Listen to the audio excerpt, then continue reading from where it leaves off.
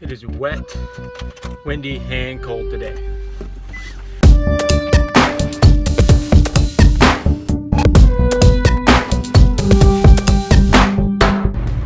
I got started in photography about 6 or 7 years ago during my sophomore year of college.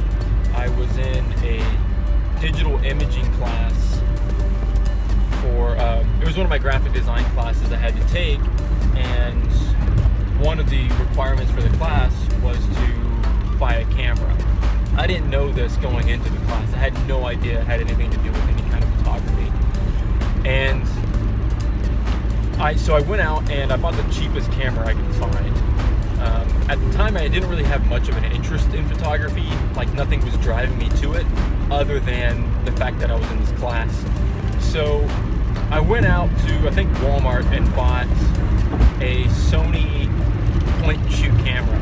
I think one of the driving forces behind really pursuing photography was capturing my own images to use for graphic design purposes, whether it be background images or textures, or anything that would basically eliminate the need to do a Google search for a certain image I was looking for, or purchasing stock images. I figured, why not just get those images myself?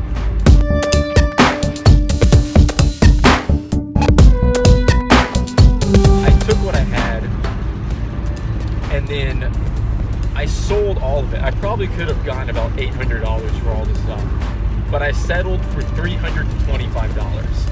And the reason I settled for that much was because I found a camera on Craigslist. It was a Nikon D3000 with an 18 to 55 millimeter kit lens. And I said, if that's what I can get, then that's what I'm gonna go for. So I sold all my stuff, and 2 days after I sold my Xbox with everything, I bought that camera, and I even got a tripod for free, which is great, and I still have that tripod, even though it's broken now.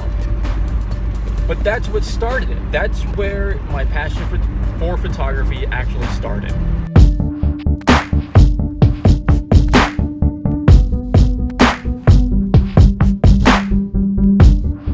I sold 25 of the Groupons. 24 people scheduled a shoot with me. One person, I guess they forgot about their Groupon, but I did 24 shoots. How to communicate with such a diverse group of individuals, because one day I'm working with a family who's very willing to be in front of a camera. Excuse me. Very willing to be in front of a camera, have no problems, you know, smiling or posing or doing any of that. And then the next day, I'm photographing a family of 15, and every single one of them is as shy as can be and is not used to being in front of a camera at all. So here I am, present time. You've kind of heard about my story and how I've gotten into photography, and where am I at now?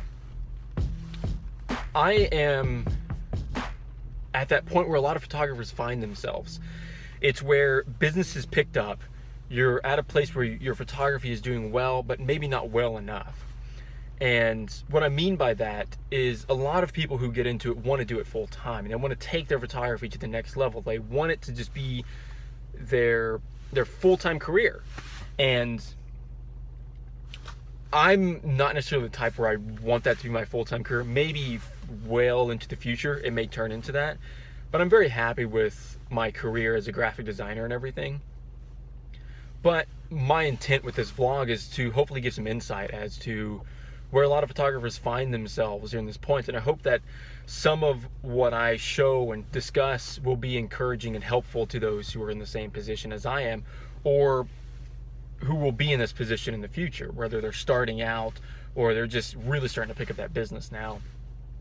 And a lot of photographers that you'll get education from and hear about their stories and everything, they've already gotten to that point where it is their full time. It is their You know, it is their career and they're doing it all the time. And that's great. That's excellent. And I get inspiration from those people all the time.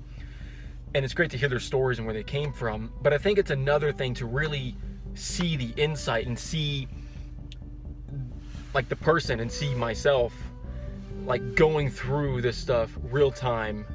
And with that, I hope I can bring forward great education and great insight, and to look into kind of the world of a photographer who goes through a lot of these struggles.